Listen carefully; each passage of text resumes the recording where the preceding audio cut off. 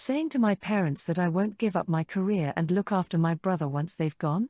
Last week my parents phoned me asking me to come down the Friday just gone and they want to talk to me about something important and they prefer to do it face to face. I agreed and came down Friday and we talked. My parents said that they've been delaying doing their wills for so long and decided it's finally time to get their affairs in order. I have a brother who's older than me, but he's autistic and I don't know if non-verbal is the right word as he can only say a few words like mom and dad, and although he's 26 it's more like he's a 10-year-old, if that makes sense. My parents told me they've got some sort of plan to go into the will and they've said their plan is if one of them were to die first then my brother will live with a lone parent part-time and a care home/assisted facility part-time to give the lone parent a break. Then if the lone parent dies the plan is for my brother to come and live with me and they will set some sort of trust up so that each month whatever he inherits goes into living costs. For example, if he inherited $100,000, not the actual amount, a trust would have been set up and $1,000 comes out each month to cover his living costs. Why I said my brother has the mind of a 10-year-old is because he can't do anything without the help of our parents, like getting him dressed, cleaned and ready and helping him with tasks and activities. My family members take it turns at the weekend to have him so my parents can have a break to relax and recuperate. I know it's wrong of me and I shouldn't be, but I'm not an emotional person and I'm not sympathetic as well. I said to my parents that I'm not giving up my career to look after him and when they both die I won't be taking him in. My brother and sibling relationship is non-existent and I also don't feel equipped to look after him. I am an honest person and will say that to me he would feel like a massive burden. I voiced my reasoning to my parents and I thought they would be more understanding. I basically feel he's better off in a place where people can actually help him and know what they're doing. I'm just not prepared to give up my career or anything for him. I also stated to my parents I'm more than happy to give up my half of the inheritance so the money can go on making sure he's looked after, like setting up a trust fund so if they died and he went into assisted living facility his bills are paid and there's an allowance for him each month. My parents are completely upset with me and are disappointed in me for this. I feel justified, but now I'm wondering if I've been a total witch and in a hole when it's come to this. Comment 1.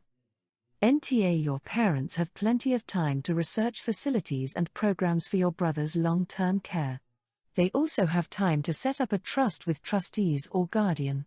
To make sure no one is abusing the trust and misusing the money designated for your brother's care, you may want to consider being one of the trustees. It's unfair to expect you to pick up the pieces, especially since your brother could be transitioning now when your parents are well and able to oversee his care. Comment 2. NTA. Their planning has no business including you. You are your own person, with your own life. Suddenly becoming a full-time caregiver would be exhausting. Your plan of giving up any inheritance is well thought out. Your brother would thrive in an assisted living environment. I have seen all of this before. Comment 3. NTA. Your brother is not your child and you should feel free to live your life. And it's strange that they're willing to put him in an assisted care facility when one of them is still alive but then send him to you when they're both gone. It's mature of you to offer to give up your half of the inheritance so he will be taken care of. That sounds like a good plan. Offer to put it in writing that you won't contest the will, maybe that will set their mind at ease. Wanting to invite friends to my daughter's wedding? My F68 daughter is getting married to her partner of 8 years in September 24. We have been arguing over this and she told me to post this here for opinions. For context, I am paying for the whole wedding. She is pretty introverted and doesn't have a lot of friends she wants to invite. Her husband-to-be on the other hand is very extroverted and has a lot of people he would invite given the chance. I thought it would be fair then that the bride's side gets 30 invites and the groom's side gets 30 invites, as we are on a budget. Since my daughter doesn't have a lot of people, and there are spots on her side left over, after family and her friends, I have people I want to invite. Between my husband and I, we have 13 people to invite. To be honest, there was no leaving them out one way or the other as we have social obligations to invite them anyway.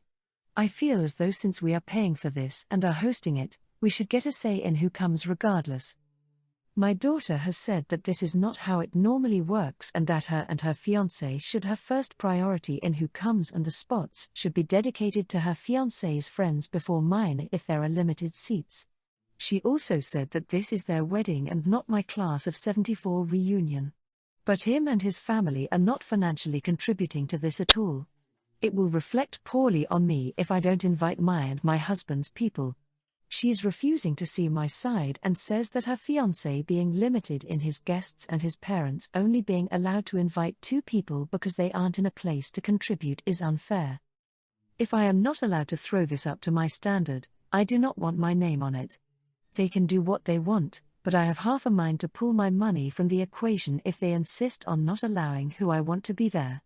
I told them they will have full control over everything else. It will still be their day. I just want my friends there to support the big day. Is that really so wrong? Am I really the a-hole? I am starting to think I have a bridezilla and groomzilla on my hands. After seeing replies, I would like to add some information. We are white and live in the US, so not of Asian culture. We have a lot of family, so the breakdown of my daughter's side is 14 family members, 3 of her friends, and 13 of mine. She says she doesn't have a problem with me inviting my friends. She has a problem being limited in her and her fiancé's friends. My social obligations to my friends are because I have known some of these people for 50+ years and I do not want to ruin friendships that strong. I was invited to their children's weddings, so why would they not be invited to my child's wedding? My son opted to not have one, so this will be my only opportunity. Comment 1. YTA. Sorry, Mama. She is pretty introverted, so let's just invite a whole lot of people she probably won't feel comfortable with and make the day about the parents. Why is there a social obligation to invite your friends? Why can't you say it's a small intimate wedding and leave it at that? It sounds like that's what the bride and groom would prefer anyway. I understand that you are excited, but your daughter's wedding isn't the time to get your peacock feathers out. While it's lovely of you to pay, it's frustrating to see a gift with conditions of control.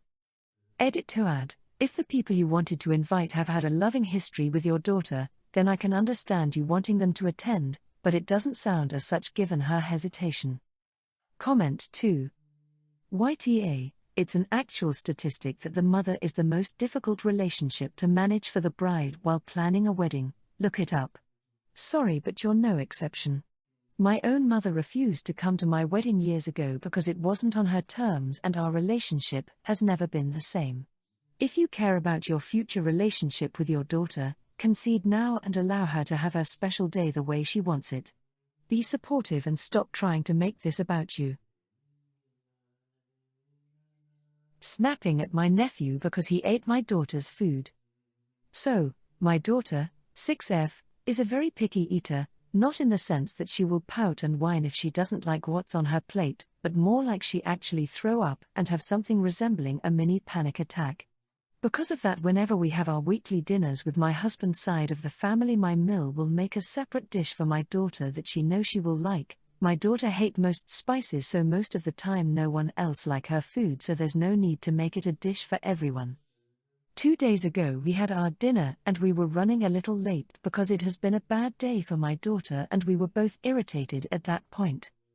When we got there I saw my nephew, 15, eating my daughter food. I knew it was hers since she was having a completely different dish than everyone else, and my mill had told me what it was, and sent me a picture to show my daughter since it was a new recipe she was trying. My daughter also saw it and started eyeballing. It was a very hard day for her already, and I guess this was what finally broke her. Everyone came running into the kitchen to see what was happening, and when Musil saw what her son was doing she immediately scolded him, but the damage was done. I gave my daughter to my husband and asked to wait for me in the car. Once they left I snapped at my nephew that just because his parents never taught him to shut his mouth for a little while doesn't mean he can just eat whatever he wants. He knew it was my daughter food. He knew how she is about food, and he still chose to eat it. I gave my Sil a hard look and left. Everyone had been bombing the family group chat, fighting over who is on the wrong. Edit, I see it coming up a lot. By my Sil scolding my nephew I meant that she pointed at my daughter's food, Told him not to that next time since it's his cousin food and lightly slapped his wrist like he's a 5 years old. Also my daughter's food was on the other end of the counter so no one will get confused. Comment 1. YTA. If your daughter is so picky, why aren't you preparing the meal for her and bringing it yourself? It's hard to judge the intentions of your nephew, since it was a new recipe being made that day and you can't expect everyone to be so in tune with your daughter's habits. Comment 2. YTA. Not sure why you, as an adult, feel it's even remotely okay to scream at a child. Did your nephew even know that he wasn't supposed to eat that food? Was there none left for your daughter? Even so, it's not your nephew's problem that you guys were having a bad day. Blowing up at him and then justifying it by saying you were having a bad day is just so ridiculously immature. Grow up. Comment 3. YTA. Your Sil was handling her teenager. Going off because you were having a bad day is unacceptable. There was no reason for it. You did it because you felt you could. Sil had it handled and she didn't ask for the village to step in. You also made disparaging comments about Sil's parenting despite her handling it. Would it be okay if she commented on your parenting? Told you off for bringing an irritable child to dinner? Went off about your child's eating habits? No? Then don't do it to her. Refusing to delete a video taken in public? This weekend, my GF and I were walking at the local reservoir, when down by the water we see a lady going past with hundreds of ducks following her. I am not exaggerating at all, I'd say there were at least 200 to 300 birds if not more, quacking and splashing and climbing all over each other trying to get closer to the food she was tossing. It was a hell of a scene, so I started recording it, because frankly I'd never seen anything quite like it before. I'd say the path where we were was about 30 or 40 feet back from the water, so it was from a pretty respectable distance, not getting up in her face or anything. For a good minute or two I'm just filming all these ducks going crazy. Well, the lady looks up and sees me, and says, "Are you recording?" I tell her, "Yeah, I'm recording it, there are like 300 ducks back there." So she yells, "I don't want to be in the picture. Delete that video. I didn't give you permission." I tell her, "No, I'm not deleting it. We're out in public, I don't need permission to take pictures of things. I'm not even taking a video of you, you just happen to be in it walking past." She says, "Well then how about if I take a picture of you?" And pulls out her phone. I tell her I don't care, go ahead. What are you going to do, frame it? So she's just standing there taking pictures of us until finally we all walk away pee off. So I guess this lady thought I was being rude, but I didn't see anything wrong with what I was doing. Especially since it wasn't even her I was really taking the video of. Comment 1. YTA. She didn't want to be in your video. She didn't want someone recording her. Sure, it's legal. Doesn't change anything about the fact that it's still a behavior to go ahead despite someone saying they don't want you recording them. It's so weird to see so many people arguing about the legality of it like that makes it fine. Plenty of things are legal to do, but still are behavior, lol. It's so weird how things are now with videoing people in public. It's become so normalized. Comment 2. YTA, what if the lady is being stalked by someone and she is scared about people distributing pictures on social media, causing her to be found by someone she doesn't want to? What if she simply doesn't want pictures of her being taken? So what, you are in public? She is in it, and if she doesn't want to be in the video, she doesn't want to be in the video. What is wrong with people and social media nowadays? Comment 3. YTA. I mean that's a cool video, but you should try and avoid getting strangers in videos if you have any intent of posting them online. When I grew up that was normal photo and internet etiquette. There are people for whom being posted online can potentially make things dangerous for them, and even if it isn't, no, you don't need her consent legally, but as far as manners go you were rude to assume your desire for a duck video was more important.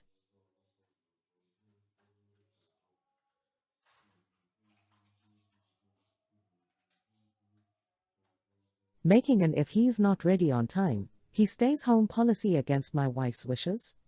My wife, 31F, and I, 33M, have a 3-year-old boy. He currently goes to daycare during the day. I generally drop him off, and then my wife's mother will pick him up. My wife cannot drive, so she unfortunately cannot take him. I have found that if I get my son out the door by 8:45, I can get him to daycare and then be on time for work. Unfortunately, my wife tends to drag her feet with getting him fed and ready, so she has caused me to be late multiple times. I am in a field where I simply cannot be late, and therefore this situation is unacceptable. I have been late 4 times since he started going to daycare, and my wife has only gotten less consistent. Last Wednesday, I realized that if I waited for my wife to get him fully ready, I'd be late to work. I simply walked out the door. She called me screaming angrily, but I told her that if she didn't want him to stay home, she should have had him ready on time. The next day she managed to get him out right at 8:45, but on Friday it became clear again that she was going to cause me to be late. I just walked out the door. She texted me multiple times, and when I got home at around 11 p.m., she had a lot to say about it. I don't think I'm the a-hole for my policy, seeing as I simply cannot afford to be late to work, but I wonder if there's something I'm not seeing here. Comment 1. NTA, but what you are doing is unsustainable. You are going to burn yourself out. Also, you are missing your kid growing up. I have to ask, what does your wife bring to the table? It doesn't sound like much. You are working 2 jobs, doing laundry and probably more chores around the house. Your wife is getting the child ready in the morning, and how long does her mother stay after dropping him off from daycare? Comment 2. NTA. Okay, after reading the comments. Guy work 2 jobs to essentially pay for everything while his wife is not employed and doesn't drive because of anxiety, and he's not home till 11 p.m. and has to be asleep within the hour he's home. With the child being at daycare during the day, all that would be left for the wife to do potentially is dinner and maybe some light cleaning. Not even laundry, since OP does his own. Either the wife has postpartum depression or just doesn't want to do it.